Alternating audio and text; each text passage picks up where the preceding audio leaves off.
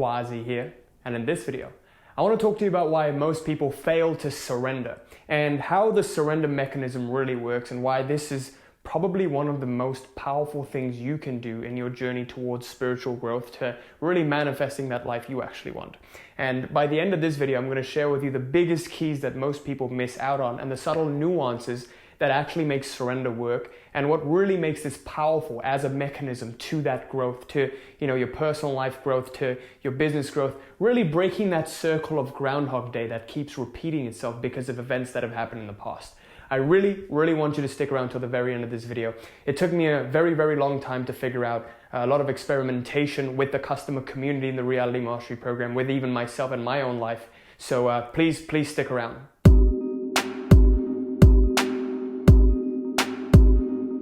Before I begin this video, I want to quickly announce that a couple of spots have opened up for the free one-to-one consult with me for the Reality Mastery program. If you're interested in that, make sure you wait around till the end of the video for the announcement on how to sign up and everything.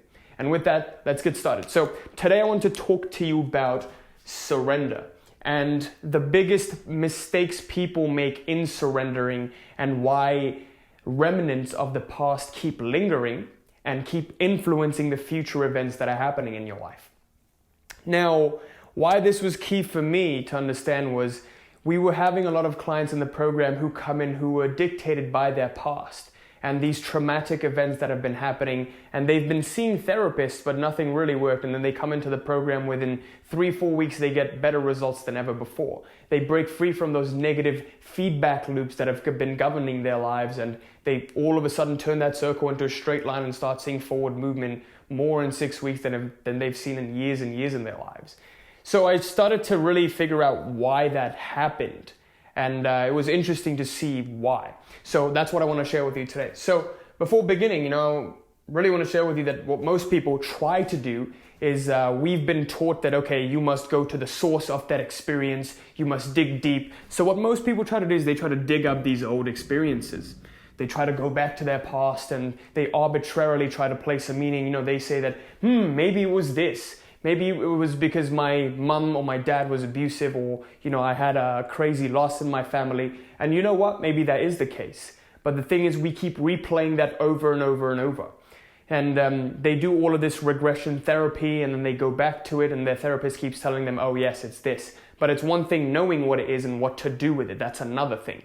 Right? So most people have this awareness, which is coincidentally more than half the work done, but still that last step is missing to stopping this experience govern your life. So what we do, and the biggest problem is, we try to go back to these old experiences, and the mind wants to, attach onto something so that it can explain why our lives are this way.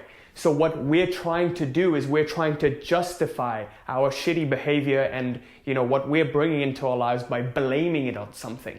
Okay, this is absolutely crazy. This is really ridiculous once you think about it. It's just that the mind needs to do this just to understand how it works, because we're so afraid of the unknown. We gotta be certain that, it is this, it is that.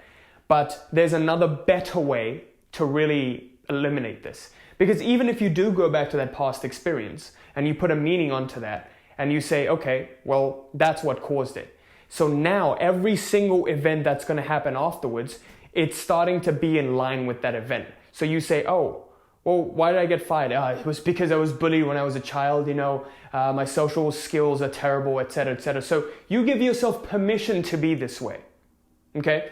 You're really, by going to that past experience and keeping on blaming everything on it, you keep replaying that right now in your life. So it's no different to having it be unconscious. So it is a step up because now you're making that past experience conscious, but you don't really know what to do with it. So I'm going to share with you what to do with it to eliminate this circle and turn it into a straight line. So what I want to share with you is that this unconscious resistance, first of all, before you even know that past experience is really what's causing what you're experiencing now, that unconscious resistance to that event keeps it alive. What do I mean by that? Well, it's essentially this. It's like you go back to that past experience and you keep replaying it over and over. And now, even if you try to consciously move your mind towards what you do want instead of what you don't want, your mind unconsciously goes there because it's very, very clear about your current situation, right? It's very, very clear about why you are this way and not clear about why you should be the way you actually consciously want to be. The biggest reason why we're not able to experience what we want in our lives is because our conditioning isn't in alignment with what our heart wants, okay? So if we look at it this way, you within yourself want to experience something, but your conditioning has made you out to be another way. So now what's happening is this conditioning is going against what your heart wants, and this conditioning allows you to function in this physical world, and it's keeping on bringing a certain kind of experience. This is why rich keep getting richer and the poor keep getting poorer. Who you are within, your own identity, you start to identify unconsciously certain parts of you with that past experience that's coming up. And the more attention you give to that past experience, the more you keep it alive. So most of this attention is happening unconsciously. It's like that snap second when you see your mind drifting into trying to explain why this keeps happening. Right? So you're like, oh, why this keeps happening is because I was bullied or I went through that traumatic experience in my childhood. This is what happened. This is why I am the way I am. You're making that experience stronger and stronger, and it's feeding this conditioning. It's just the shell that's keeping you here. It's just getting stronger and stronger. It's not serving it. So that's what I mean by this unconscious resistance. When you fall asleep, your mind defaults to that experience and starts blaming it. Okay? So what I want you to know is that there's a better way of getting rid of all of those past experiences that are influencing you. And the general framework of why these events happen is because during that point in the past, you internalize this experience in a certain way. So this is what we call karma. In ancient yoga, we call this karma. Karma literally means action, whether this be action in the physical sense or whether this be action in the internal, your emotions and your thought sense. So what happened was this event occurred in your life, but you put a certain meaning in it. Let's say you put a negative meaning on it, and as a result, it gains a negative charge. And then subsequent events happen with that same negative charge. Your life follows the negative trajectory. So because of your internalization of this experience, you started to get entangled in it, right? Now, the whole journey of life is the undoing of karma. Naturally, life wants to undo all of these entanglements and get freer and freer. This is the second law of thermodynamics. So if you look at the second law of thermodynamics, it's the law of entropy. If you spray perfume into a room, it wants to expand out, right? Every single thing wants to expand out and get to more freedom. That's why within ourselves, our deepest desire is to get to more and more freedom. When someone feels trapped by their 9-to-5 job, they want financial freedom. When someone feels trapped by their job, they want to get this time freedom, etc., freedom. We all just want to get freer and happier and emptier, right? So in that sense, when you internalize a certain experience, you're getting more and more trapped by that experience. What we don't understand is that if you even put a positive meaning on it, then positive events will happen in your life, but you're still creating this bondage to the material reality. The best thing to do is just neutrally experience it and witness this event, right? So then you switch from the experiencer role to the witness role. And what I mean by that is surrender, okay? So you'll see that whenever you have a feeling, it will lead to a multitude of thoughts. One feeling leads to a multitude of thoughts. So let's say when you have the thought of unworthiness, let's say when you have the feeling of unworthiness or lack of self-worth, you feel that. And with that comes the thought of, I'm not worthy because of this, because of that. This thought, I don't have a car. Why? Because I'm unworthy, etc., etc. So one feeling leads to a multitude of thoughts. When you feel sad, well, why are you sad? What thoughts are coming up? All of these thoughts can be traced back to the feeling itself, okay? I really want you to stick around through this because this is going to get a little bit complex. But once you understand this, you're going to start to really once that realization occurs, you're going to be able to turn that Groundhog Day experience you're having into a straight line and really understand what's keeping you stuck here. This was something very, very important for me to understand So it is going to be a little complex, but I want you to bear with me. All of these little bubbles here are thoughts, okay? These are the thoughts that you're having. What we keep on doing is when we try to go back and dig up these old experiences, we go at the thought level. We try to mentalize these experiences. We try to explain why this has happened. We try to blame something so that we can justify why we are the way we are, instead of taking full responsibility for where we are and then as a result changing that course of our lives, right? So we try to dig back these thoughts, we go to it, and then these thoughts are being caused by that feeling. Instead of getting rid of the feeling, if you got rid of the feeling, all the thoughts would vanquish. It's as simple as that. All you need to do is just make the feeling dissipate. And that's where the surrender mechanism comes in. Okay, now I'm going to share with you the 3-step process to using the surrender mechanism, how to properly use it, and the biggest pitfalls to using it, which I have found. And really, if you use it the right way, you can get to massive growth in a very, very short amount of time.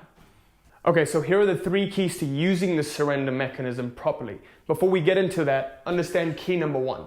Don't try to dig these old experiences up. It's futile. Don't try to mentalize and mentally go back to these old experiences and try to place some meaning and some blame to something. Instead, work on surrendering the feeling that's causing all of these thoughts that are coming up. Okay, because this feeling is keeping itself stuck. Number 2, don't try to moralize or label any of this. Once you put a label on it, it starts to gain a meaning in accordance with that label, and it starts to unfold that way.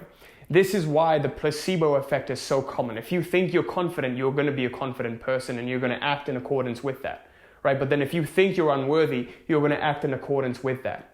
That's going to be the story you keep telling yourself. That's why it's so important that you don't label it. If you do put a label on it, put a positive label on it at the very, very least. So what I mean by that is this. Let's say you feel anxious tomorrow. Don't try to label that feeling of anxiety. Instead, work on surrendering it. And what surrendering really means is this. I really want you to pay attention to this. Whenever you have that feeling, you just let that feeling be. You do not try to change it. You do not try to put a label on it. You do not try to justify, moralize it, or mentally do anything. You feel into it. You let it be. It is going to be very, very difficult. I can't tell you the number of times I've woken up first thing in the morning with a big anxious feeling in my chest and just not knowing what to do about it. When you don't know what to do, don't do anything. Do not try to do anything. Just let that be. Don't try to surrender it. Don't try to surrender it. Just surrender it. And surrender, letting go, means letting be. So the crazy thing that happens is when you let that feeling be there, right? When you let this feeling be there, it slowly dissipates. You hold your attention onto it, where in the body it's occurring, and you ask for more of it. You say, give me more of this. Hit me. Just do it. Make it worse. Let's see how bad it can get. What happens is this feeling starts to dissipate. This is in accordance with the second law of entropy. When you're holding it still, there is no longer that unconscious resistance to it. You're bringing full consciousness to it. Now this feeling starts to dissipate and expand. And what happens is it progressively gets lighter and lighter. Now, this won't happen overnight, I can tell you that. It can take a very, very long time. Sometimes it can take days. For some people, it can take weeks. For some people, it can take months. I have no idea. I haven't really seen anyone to take years. But it can take a very, very long time. Because essentially, you're undoing years and years worth of conditioning in a very, very short period of time. So it can get very overwhelming. So the thing is, it's not that you just stop doing everything and you surrender, but within everything you're doing, you're aware of that feeling there is. So to give you an example, when I would be making my videos back in May of last year, I had a lot of anxiety in those videos. Like you could probably tell because I was in a tough situation. I was putting too much meaning on trying to get my client and, because that's when I started to transition out of my business into my business from my professional career. But I didn't have any income coming in. That month I made 0. So I had a lot of anxiety, but I was working on surrendering that feeling. Okay, so I would, even when I was making the videos, I would be aware of that feeling that is and just let it be and still pursue on with my intention. Whatever intention you've made, try your best to move on with it anyways. Don't let that affect you, but still become acutely aware of that feeling and let it be. This is the single most powerful thing you can do for yourself. This is when you get truly in control of your life and don't let the feelings and your emotions start to control you. Okay? So with everything that you're doing, the process of surrender is still possible. But sometimes it can get a little overwhelming to when you need to take a break. Okay? You're going to know when that point is. But try your best to still move forward with everything that you've been doing, the original intention that you've set about with. Let's say you start to go on a journey towards financial freedom and your old beliefs will start to come up. They will challenge you. You're going to have to confront them. And the best thing to do at that point is surrender it. And how do you surrender? You just accept and let it be. Progressively, even when you think that you're not making progress and it's not working, that's when it actually is. And why that is because now the ego knows that it has a powerful tool to literally vanquish all of these past experiences that you're holding on to, which is keeping the ego alive, and it doesn't like it. So it tells you that, it's not working, but that's actually when it is working. So whenever you have the thought, it's not working, that means it is working. Keep persisting with it. And you're going to see it's going to get lighter and lighter to the point where it evolves in its stages. So that's number 3. Progress means lightening of the feeling. What do I mean by that? Well, let's say you begin with anxiety. Let's say you begin with apathy, right? So David R. Hawkins has this great scale where he describes the level of consciousness in terms of the emotions that you feel. The lowest level is apathy. What happens is when you surrender this apathy, this anxiety as well, from apathy you move to a little bit of fear, right? Fear and anxiety. And you don't know where this anxiety is coming from. Don't try to find out where it is coming from. There's no point. Don't ask where is it coming from. Don't ask why is it happening. Just let it be. Because instead of trying to dig to that source, because when you ask why, you're trying to mentally get to that point. You can ask why to the point where you get to the core emotion. But when you get to that core emotion, work on its surrender. So when you feel that feeling of fear, this is a great time. When you feel something trigger you, that's awesome. Because remember, all events that are happening, they're inherently neutral. Like, being stuck in traffic shouldn't make someone angry. It's a neutral event. But because the person is angry in the first place, being stuck in traffic acts as a trigger, an outlet for that emotion. So how we normally express our emotions is in projection. We project it out into the world because then we start to think that, because I'm angry. When you're primarily functioning in an anger mindset, you're going to think that life is just trying to anger you. Everything will have that frame of anger. When you're peaceful, you're going to think everything else is peaceful. Everything is just leading to peace. When you're fearful, everything is going to try to make you afraid. Right? You just keep projecting it out. Another way we deal with these emotions is suppression. We try to put it down and not try to express it. And then repression. And another way is just expression, where we try to punch a punching bag to try and get rid of that emotion. But what happens is when you express it, you surrender and dissipate some of it, but then the other part of it gets projected on more and more, and it keeps it alive. So the best thing you can do is just surrender and let that feeling be.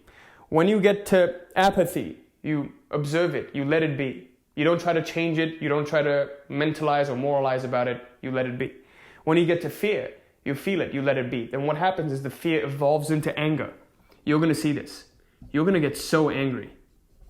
You're going to get so angry that you are this way and you keep fearing things, and you're almost going to get a little surge. Why that happens is anger is the most resonant of the consciousness scale. If you look at it, there's a resonant frequency of vibration. The resonant frequencies around anger and courage. This is when you feel the most powerful, most energetic. Now you just want to go out and lift weights and you want to do some stuff. Action comes in. That's when you move up to. From anger, you move up to a little bit of pride. You become a little prideful. And then after pride, you actually get to courage. Courage is a neutral level. That's when the feeling gets so light to the point where you think, I can do anything.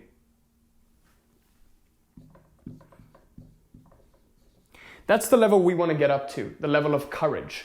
So you'll know surrender has occurred once you're progressively moving up along these levels. And it won't happen overnight again. It is going to take a little bit of time, but you need to persist with it. You need to let that be. This is the most powerful thing you can do for yourself, the most powerful process of introspection.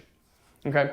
So now I want to recap for you the 3 keys that we talked about, and also in general what we talked about in this video.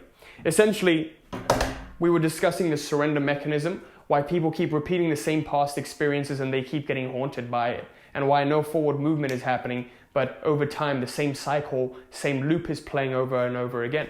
And why that is we try to dig to these old experiences and operate at the level of the mind. We try to attach and justify some experience to make sense of why we are the way we are right now. Instead of working on, surrendering it, we just try to keep it alive. That's an unconscious way of keeping it alive, which keeps us at that unconscious resistance.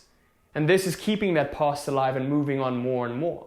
When you try to dig deep and try to find that meaning, and you try to, attach that meaning onto some events that happen in your life, you're resisting that. Unconsciously, what's happening is you're resisting that. By resisting something, you feed it, you make it stronger. Force creates counterforce. Okay? And understand that dealing with the thoughts at this level is futile. Like, never try to deal with the thoughts. Try to dissolve your thoughts. And the way to do that is to get to that feeling that occurs within you. Every single feeling leads to a multitude of thoughts, as in here, right? But the journey of life, why this human experience is happening, is to undo all of this karma. If you were to just live life and fully experience every single experience that happened to you, instead of trying to justify, mentalize, moralize it, you would become a happier human being in general, right? If you could just fully experience everything that was happening to you. That's how life was meant to be lived. To undo karma, you just got to fully experience everything. And as a result of that, you dissipate it. You dissipate that experience that's being kept trapped by resistance. It slowly gets lighter and lighter. And that's the second law of thermodynamics. Everything wants to expand. Everything wants to get into chaos. And now the 3 keys are: don't ever try to dig deep to that experience. The best way to get to that experience and to really get rid of the energy behind that experience is to surrender it. How do you surrender? Don't try to moralize or don't try to label the experiences. Just accept it and let that feeling be. Don't even try to let go. Don't try anything. If you think of doing something, don't do. Just let it be. Let that feeling be there. It just sounds nonsensically simple, but it is. It's not supposed to be complicated. We just try to do things, and when we do things, we run away from it. When you're trying to take some action, or you do some breathing exercise to get rid of that feeling, or you do some meditation to get rid... meditation could be powerful. You sit there and you observe that. Great. But you don't have to stop everything to do that. You can just let that feeling be there. And you'll see, as you're doing it right, over time it gets progressively lighter. But it doesn't happen overnight. Depending on your own karmic propensity, how old you are, how long you've kept this experience alive, it might take a little bit longer, it might take a little bit shorter. So the progressive lightening of this feeling will see you move up from, whichever level you are. At apathy, you're going to move up to a little bit of fear. From fear, you're going to move up to anger. You're going to feel angry that these experiences keep haunting you, and in general, anger towards the world. Why is it this way? Then you move up to pride, and then you move up to courage. Courage is the neutral level we want to be at. That's when we become, instead of life sucking, we become life sustaining. And with that, I conclude this video. Thank you so much for watching. I sincerely hope this was helpful. I hope you'll try this out, and please leave me a comment letting me know what you thought of this. If you're new to the channel, make sure you like, comment, subscribe. Hit that little bell there so you're notified of any new video that I put out. And also, I'm super excited to announce that the free one-to-one consult with me for the Reality Mastery Program is now open. I understand it's a tough time now with the quarantine and Corona going on, but what's been interesting to see is that our clients have actually been getting crazier results than they have before. Maybe it's because they have more time to work on their internal worlds now, but maybe it's because there's a progressive shift occurring in general mankind. But now is the best time out of any to work on your internal world, because this will pass. This storm will pass. There will be a slingshot effect for those who are prepared. So if you're interested in that, make sure you click on the link in the description below to sign up, and I hope I see you there. And also, basically, this consult isn't for everyone. Just wanted to let you know. This is for those who are, first of all, very, very serious about working on their internal world to help them succeed, whether it be in their professional careers, taking that to the next level in their personal lives, people who are entrepreneurs who are stuck at a certain revenue level in their businesses, they're wanting to scale up. They have all the strategies and the tools, but they just find that the who is missing. The person that's needed to apply these tools is missing. That's why there's some internal ceiling that's keeping them stuck here, that's unconscious to them. If that sounds like to you, then you might be the perfect fit for this, so make sure you click on the link in the description below to sign up. Also, super excited to announce that the free Facebook group is open for you to take advantage of. The link for that is in the description. Thank you so much for watching. Till next time. Peace.